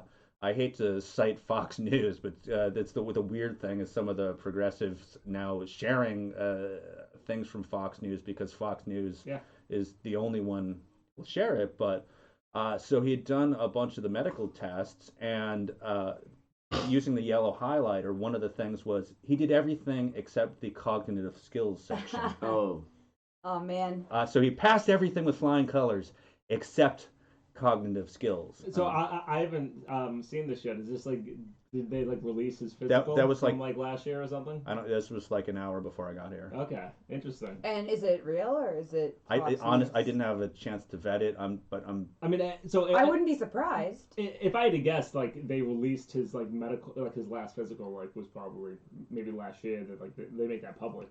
And then, well, he also had like a couple brain aneurysms when he was 40, which is now close to 40 years ago. Yeah. So it's not like he's like a shining example of health. I mean, like obviously, certainly not mental health. No one is a mental health professional, but we can say we're just subjectively. It looks like he is in what we can refer to as cognitive decline. Yeah, I think that's an okay statement. And they're changing the debate rules. I don't know if you saw this. Of course. So there's we have the election tomorrow, which is incredibly important for Bernie to really have any chance, is for Michigan and for Washington.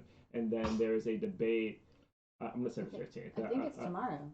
The debate, no. So the election's tomorrow. The debate is, I think, next Saturday or Sunday. And they changed the format. So they will now be sitting down, and they will only be accepting pre-approved questions from the audience. A la Pete Buttigieg from the fishbowl. And they're going to, like, shoot. So it's no longer standing at the lights, rapid fire. You have people kind of grilling you because... Right.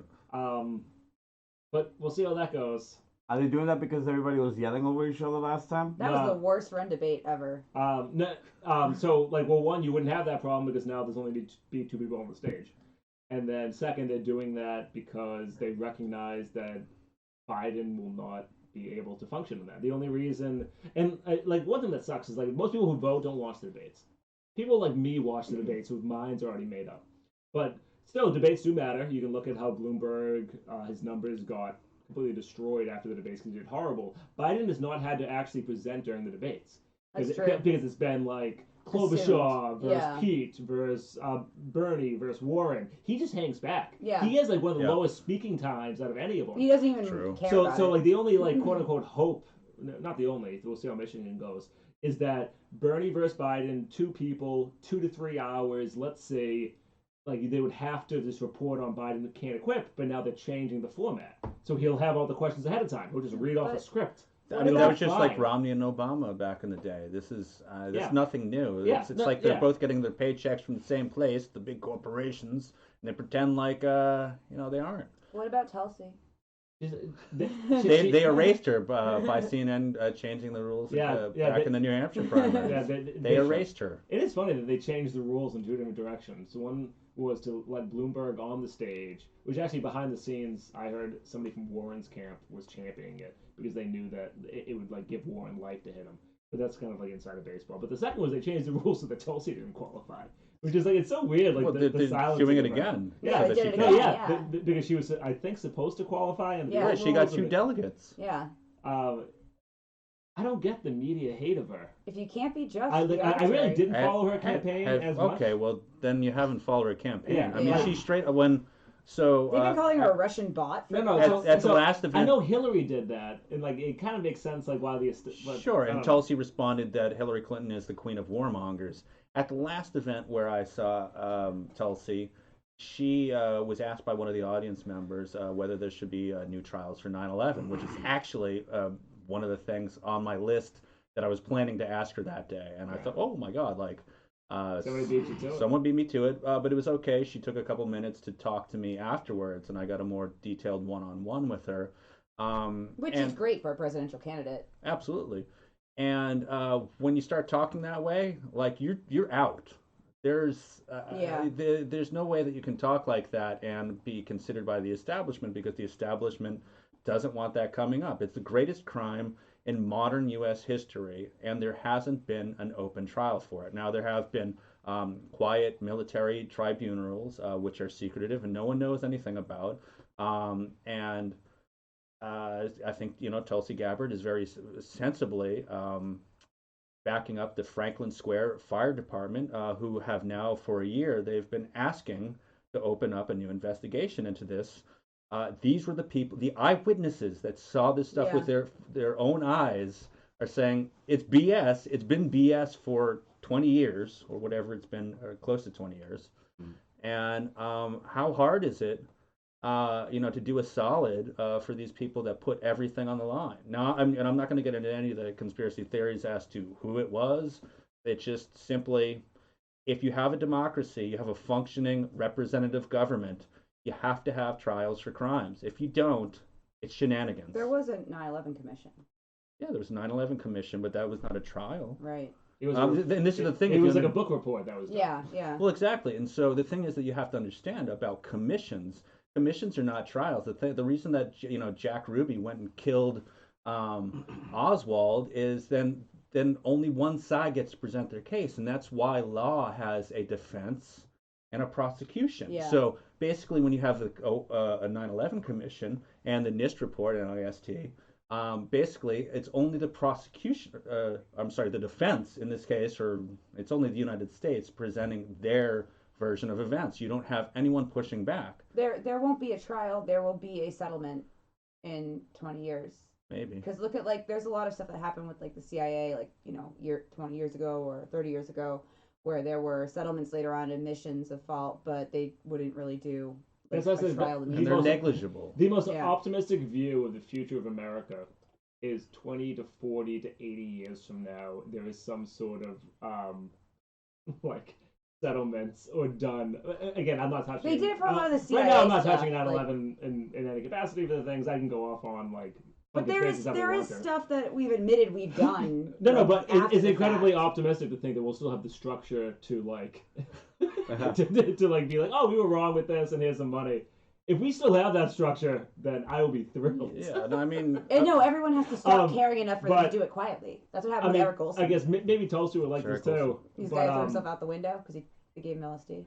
Oh, yeah. You know what I mean? After everybody stopped threw himself. Oh, yeah. Air quotes. Or got pushed out the window. And I know we're on, like, tangent mode right now, but 2 different points. One, did you see, like, the CIA, like, it finally got leaked that, like, a lot of people were involved in that DEA agent who got killed, and like the Netflix series Narcos, it talks about how there's a DEA agent. My browser isn't new enough to watch Netflix. So there was like a DEA agent. Well, I'm too poor. This really happened, and like they based like the show off this thing. Like this DEA agent was like tortured and killed, and then it like spawned this massive response of the U.S. escalating the war on drugs.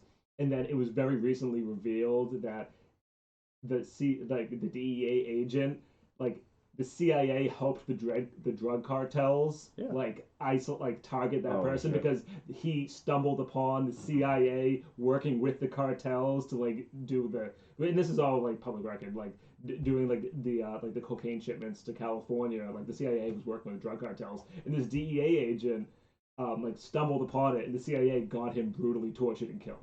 Yeah. So all right, again, you can watch any of Daniel Sheehan's lectures. I mean, he's one of the lawyers that was involved in the Nixon stuff. He was involved in Iran-Contra. He was involved in 3 Mile Island. And he'll explain to you that the Watergate burglars had checks in their breast pockets that were for the assassination squads, which were associated with the groups that were trying to assassinate Castro, which was then associated with those who potentially killed Kennedy. Now, there's no proof of anything one way or the other, but there's a lot of evidence that's really damn fishy and iffy. Just like with Jeffrey Epstein, there's a lot of fishy stuff out there. I can't say one way or the other. They just found a gun. Yeah, they just found a loaded gun. A loaded gun. I mean, according to the in the jail? Yeah, in the jail. Oh, really? Yeah, you didn't see that? Yeah, according to the forensics expert, I mean, Epstein's eyes were all bloodshot, which is consistent with choking or strangulation. Oh, I mean, he definitely was strangled. I think we can. Okay. Well, I mean, we can go on and on about the various things. Yeah, we cannot. This is a rabbit hole. I need to put in. Sorry. Let's go back to rent. Let's talk about taxation being sexy. There we go. Oh my God. You guys gonna strip again? Wait, hold on. Everyone missed that segment earlier. On that note, so how much? Okay, so we just started multicasting on like multiple platforms today. So we're on Twitch, we're on YouTube, we're on Periscope and Facebook Live. This is our third tech episode. I am going to break the fourth wall here and be like, is this a real person?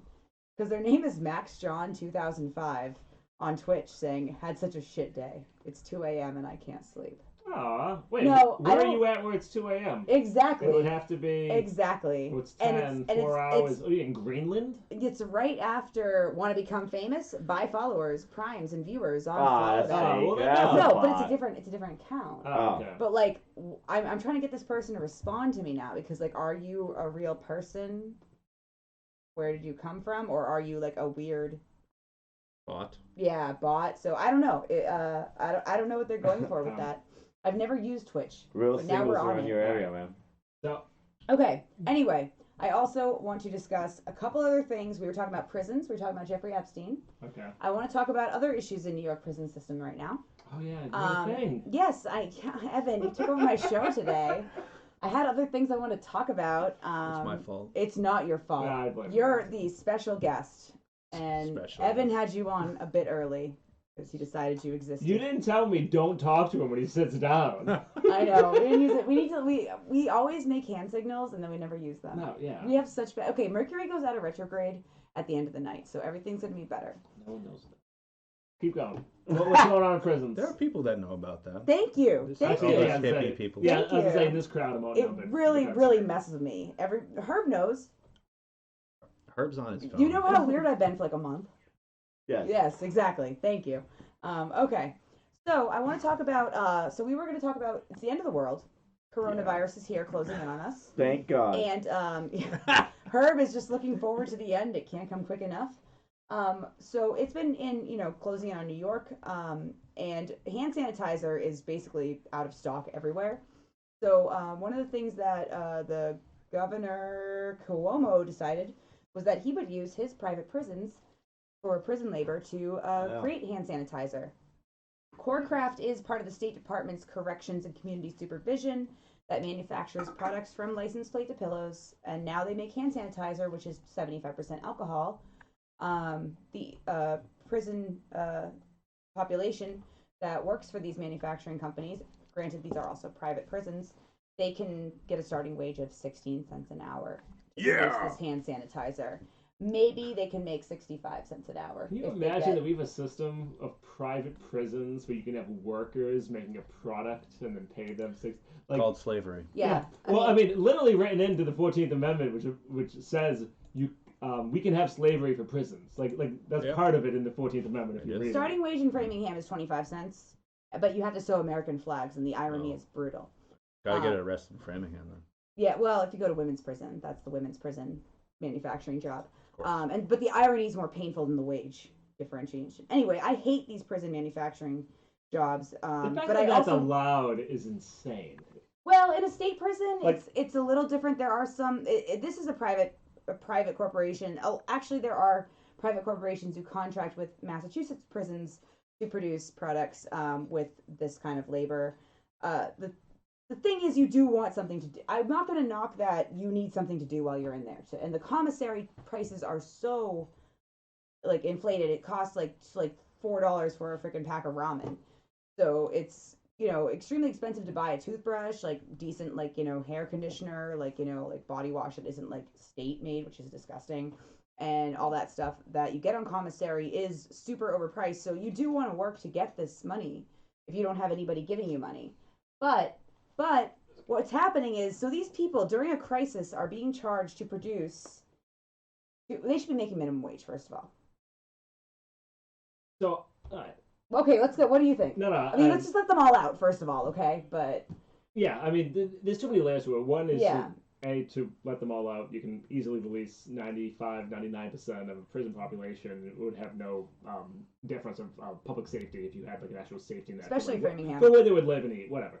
But so we're going through the coronavirus right now, which can absolutely. It's a crisis. There's no hand sanitizer. They're creating hand sanitizer, and also they cannot use it. Yes. Because it's got alcohol in it. And you can absolutely link that to the climate crisis, and the reason of how the coronavirus developed is 100% because of both capitalism and deforestation. The climate patterns of certain animals are now out of whack, so they're getting closer to people populations where basically somebody ate a deer that they shouldn't have. Whatever. But now we're using prisoners to fight that. We're using prisoners to fight the fires out in California. And they can never get a job with the fire department after they do that. After they get the skills and do the thing, they cannot get a job on the force. We've designed a system, and we use immigrant populations for this also, and other marginalized groups. But we just have how many people right now incarcerated in the United States? The real question is how many people are getting Lyme disease from those deers you're talking about? Because we need to get them with the coronavirus people. Am I right? We just have we created a system where you just have a pool of 3 to 4 million people that now we can use to fight these things. We can use to develop the hand sanitizer that we need. We can use to fight the fires out in California. But the thing is, you're not going to not do it. Oh, sorry, just hit the table. No. You're not going to not do it when you're in there. World. Yeah. When you're in there. But that's also part of the system. I know, and it sucks. Yeah. It sucks. And I hate it, and I'm upset. And you're going to have us end the show on a down note. No, I'm not, because this is actually... Evan, you need to stop. No, we're going to go to the prison and let everyone out, dude. That's exactly my plan. Right after this. Yeah. Next week... Live on air. Next week, we have a special guest running for Manhattan DA who is working to decarcerate 80% of the population. His name is Janos Dev Martin. We'll be having him on next week. I'll be promoting that a little more. He'll be calling in, and we'll be talking about all of his plans to help decarcerate New York City, as well as end the drug war. I don't want to give away too much, but we're also talking about wage theft and a few other issues that he is working on. He's grabbed a lot of my attention, focusing on a lot of the issues that I take a little personally when it comes to the rights of incarcerated people. So I'm really excited to have him on next week, and he's been speaking out against this New York hand sanitizer as well. It is a complete I mean, it's slavery is what it is, especially given the fact that most of these prisoners will get coronavirus and not be able to use the product that they just made for 16 cents an hour, as well as the amount of profit that's probably going to be generated by Corecraft. What's that? The company that is contracted to produce this. They run the manufacturing facilities that the prisoners work in and pay them that low wage. And it's a contract with the state because it's a private prison. So basically, it's like they make it marketed as like, oh, it's good for them. The wonderful thing about corporations and the way that they're working with the government now is then Freedom of Information Act requests have no authority over them. So that's why government, and I say wonderful sarcastically, of course, but then there's no oversight whatsoever. I mean, there's you can get this information. It's just that nobody's doing anything.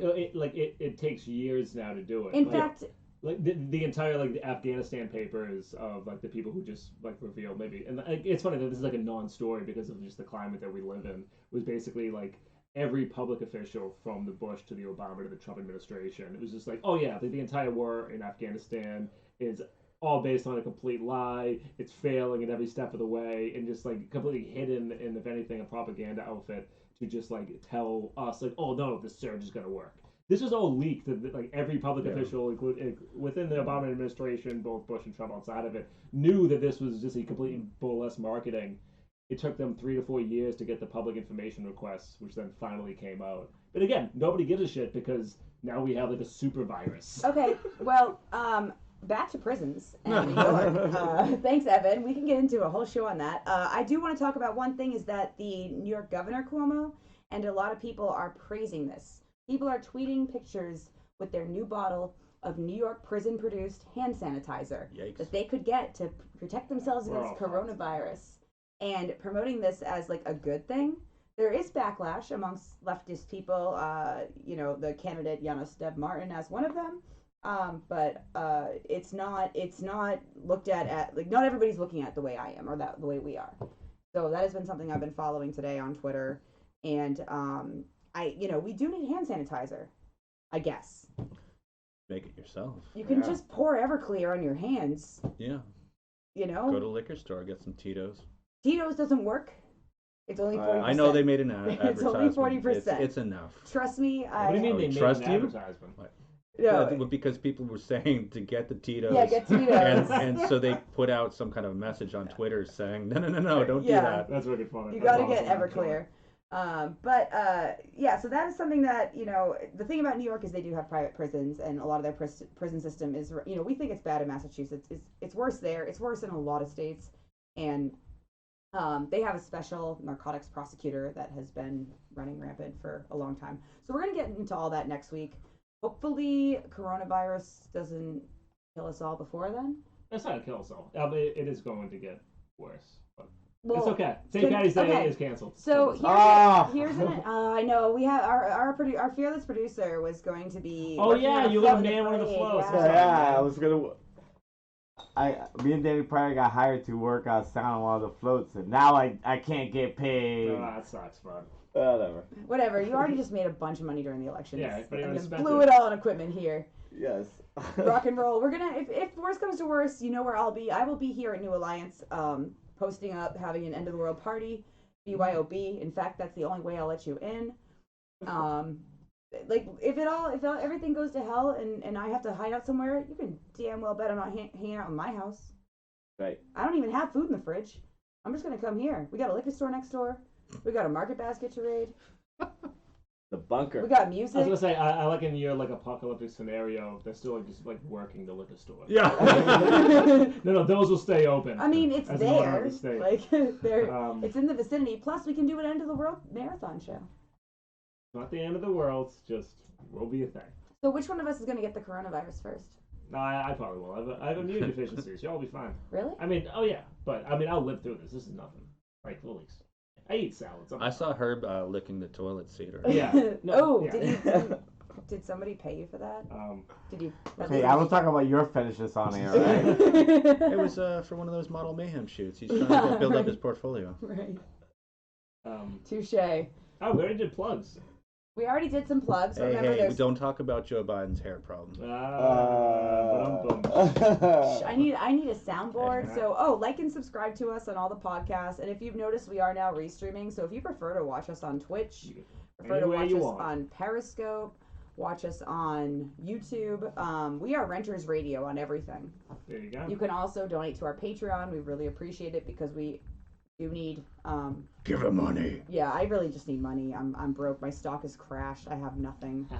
Like, oh, stop. He knows. I text him I'm like, Evan, I'm poor. I have nothing. My savings isn't. You just need to make alcohol. I mean, in the apocalypse, that is going to be money. That's exactly what I would do. Right. That's why the liquor store is not going to. Going out of business. It's the new currency. The new That's the bank. The liquor store is the bank. I can make a lot of things. Oh. But I don't know what that means. No, I don't know. I can grow weed. No. But that's a long-term while, investment. Yeah. So does alcohol. It's a little quicker. Also, a little quicker. A little quicker. Also, you can also, we're on iTunes, podcasts, Spotify. Do you know how to make that toilet wine? Did you learn that in jail? Yeah, you need apples and, never mind. Apples make sense. I believe that. I know how to make toilet wine. Give us your money. I honestly don't think I would be required to make toilet wine in this situation. I think we could do a little better than that. I'm just saying it's a good selling point. Yeah. I mean, why don't you rename the show Toilet Wine Radio? That's not a bad. Once we all get catchy. Once we all get rent control, I'll have to fight a new fight. That's true. So I guess maybe that's what I'll fight for.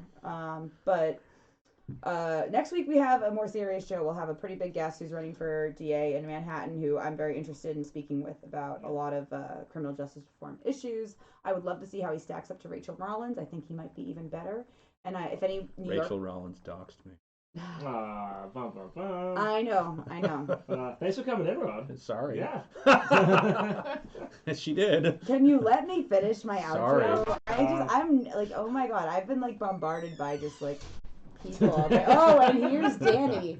Who else wants to talk? Stop, Danny. Okay. We should do another segment. No, go to the bathroom. I'm done. Danny shows up and takes over my show. You got your 20 minutes of vegetables.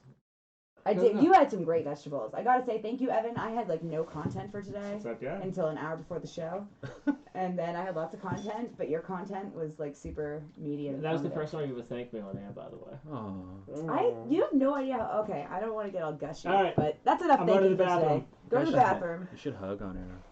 No, you get Patreon content. Yeah, that's exclusive Patreon right. content. We're on. Bye, everyone. What's up, Danny? Bye.